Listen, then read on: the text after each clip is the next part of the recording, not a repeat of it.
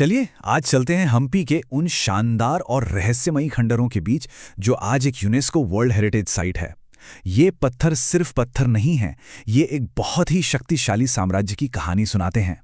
जरा सोचिए, 16वीं सदी है और एक पुर्तगाली यात्री द्वारते बारबोसा हम्पी पहुंचता है। वो जो देखता है उससे उसकी आंखें खुली की खुली रह जाती हैं। वो लिखता है कि ये शहर तो असाधारण रूप से अमीर है। यहाँ संगमरमर और ग्रेनाइट के महल हैं, बड़े बड़े बाजारों में हजारों व्यापारी हैं और ऐसे मंदिर हैं जिनकी भव्यता की कोई मिसाल नहीं। मतलब ये शहर अपने समय के सबसे अमीर और सबसे शानदार शहरों में से एक था। तो यही तो सबसे बड़ा सवाल है, एक ऐसा शहर जो अपनी दौलत और शोहरत के शिखर पर था, वो आखिरकार एक वीरान भूतों का शहर कैसे बन गया? यही वो पहेली है जिसे आज हम समझने की कोशिश करेंगे। तो इस रहस्य को सुलझाने के लिए हमें कहानी की शुरुआत में चलना होगा, उस दौर में जब विजयनगर साम्राज्य की नींव रखी जा रही थी और हम्पी को उसकी राजधानी के तौर पर चुना जा रहा था। देखिए, हम्पी को राजधानी बनाना कोई इत्तेफाक नहीं था। इसके पीछे एक बहुत ही सोची समझी रणनीति थी। पहली बात, यह जगह एक नेचुरल किले जैसी थी। एक तरफ से तुंगभद्रा नदी इसकी रक्षा करती थी। दूसरी बात, यह जगह पहले से एक पवित्र तीर्थ स्थल थी जिससे साम्राज्य को एक धार्मिक पहचान मिली। और सबसे जरूरी, ये उस समय के बड़े व्यापारिक रास्तों पर था जिससे पैसा और ताकत दोनों आते थे। लगभग 200 सालों में 3 बड़े राजवंशों ने मिलकर इस साम्राज्य को बनाया। संगम वंश ने इसकी नींव रखी, फिर सालुव वंश ने कला को बहुत बढ़ावा दिया और फिर आया तुलुव राजवंश, जिसके दौर में हम्पी अपने स्वर्ण युग, अपने गोल्डन एज के चरम पर पहुंच गया। और यही वो दौर था दोस्तों, जब हम्पी सिर्फ एक राजधानी नहीं रह गया था, ये एक ग्लोबल शहर बन चुका था जिसकी चमक पूरी दुनिया में फैल रही थी।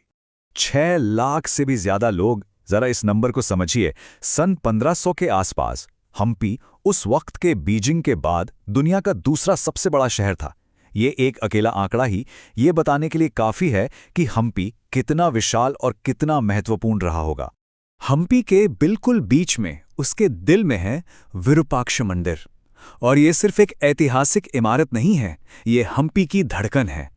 ये यहाँ का सबसे पुराना और सबसे पवित्र मंदिर है, जहाँ 7वीं सदी से लेकर आज तक बिना रुके पूजा हो रही है। ये एक जिंदा विरासत है। लेकिन विरूपाक्ष मंदिर की खासियत सिर्फ इसकी उम्र नहीं है, इसके डिजाइन में एक बहुत ही एडवांस्ड मैथमेटिकल कॉन्सेप्ट छिपा है जिसे दुनिया ने सदियों बाद पहचाना, और वो है फ्रैक्टल ज्योमेट्री।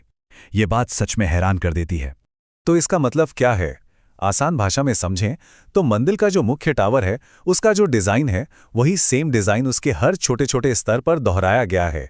और तो और उन स्तरों पर जो नक्काशी है, उसमें भी वही पैटर्न बार बार रिपीट होता है। मतलब एक ही डिजाइन अलग अलग स्केल पर, जैसे अनंत तक चलता जा रहा हो। ये सिर्फ कारीगरी नहीं थी, ये गणित और ब्रह्मांड की गहरी समझ थी। चलिए अब हम्पी के एक और नगीने की ओर चलते हैं, विट्ठल मंदिर। इसे विजयनगर की वास्तुकला का ताज कहा जाता है। ये शायद उस साम्राज्य की सबसे खूबसूरत और सबसे एम्बिशियस रचना थी। और यहां आकर पता चलता है कि ऐसा क्यों कहा जाता है। यहां का पत्थर का रथ जो एक ही चट्टान को काटकर बनाया गया है, वो तो हम्पी की पहचान बन चुका है। यहाँ के हॉल में ऐसे खंबे हैं जिनसे संगीत निकलता है। ये सब विजयनगर के कारीगरों के हुनर का कमाल है। ये कला और समृद्धि का वो शिखर था जिसके ठीक बाद एक बहुत ही गहरी विनाशकारी ढलान इंतजार कर रही, और वो ढलान बहुत तेजी से आई। हम्पी की कहानी में एक ऐसा मोड़ आया जो बेहद हिंसक था, जिसने सब कुछ तबाह कर दिया। सन 1565 में 2 बड़ी ताकतें आमने सामने आ गईं। एक तरफ था दक्षिण भारत का आखिरी महान हिंदू साम्राज्य विजयनगर, और दूसरी तरफ थीं दक्कन की 5 मुस्लिम सल्तनतें जो पहली बार एक साथ मिलकर लड़ने आई थीं। 1565 ये वो साल है जिसने सब कुछ बदल कर रख दिया। तालीकोटा की लड़ाई में विजयनगर की सेना की बुरी तरह हार हुई, और इस एक हार ने हम्पी की किस्मत हमेशा के लिए लिख दी। लड़ाई में हार के बाद जो हुआ वो एक बहुत बड़ी त्रासदी थी। जीतने वाली सेनाओं ने लगभग 6 महीने तक दुनिया के इस महान शहर को सिस्टमैटिकली तबाह किया। मंदिरों को तोड़ा गया, महलों में आग लगा दी गई, बाजारों को लूट लिया गया।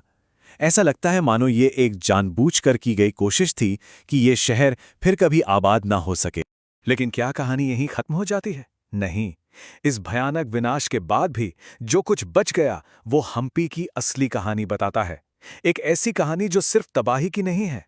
इन्हीं खंडहरों के बीच हाथी अस्तबल जैसी कुछ इमारतें हैं जो लगभग सही सलामत बच गईं। और ये इमारतें एक बिल्कुल अलग कहानी सुनाती हैं। ये कहानी है दो संस्कृतियों के मेल की, उनके संगम की। जब हम इस इमारत को देखते हैं तो इसमें दो अलग अलग आर्किटेक्चरल स्टाइल का एक खूबसूरत संगम दिखता है। इसकी बनावट में हिंदू द्रविड़ शैली है, लेकिन इसके गुंबद और मेहराब दक्कनी सल्तनत की इंडो इस्लामिक शैली से प्रेरित हैं। और ये हमें क्या बताता है? ये बताता है कि विजयनगर साम्राज्य कोई बंद दरवाजे वाला किला नहीं था। यहाँ संस्कृतियों का टकराव भी था तो संवाद भी था। तो आखिर आज हम्पी हमारे लिए क्या मायने रखता है? देखिए, ये सिर्फ खंडहर नहीं है। यूनेस्को इसे इंसानी रचनात्मकता का एक मास्टरपीस मानता है। ये एक तबाह हो चुके साम्राज्य का सबसे बेहतरीन उदाहरण है, जहां हम एक पूरे के पूरे शहर को उसकी भव्यता के साथ महसूस कर सकते हैं। और हाँ, विरूपाक्ष मंदिर जैसी जगहों की वजह से ये आज भी एक जीते जागती विरासत है। और ये हमें अंत में एक सवाल के साथ छोड़ जाता है। जब हम हम्पी को देखते हैं तो क्या हमें एक खोए हुए साम्राज्य का मातम मनाना चाहिए, या फिर उस बेमिसाल कला और रचनात्मकता का जश्न मनाना चाहिए जो समय और तबाही दोनों को हराकर आज भी हमारे सामने खड़ी है?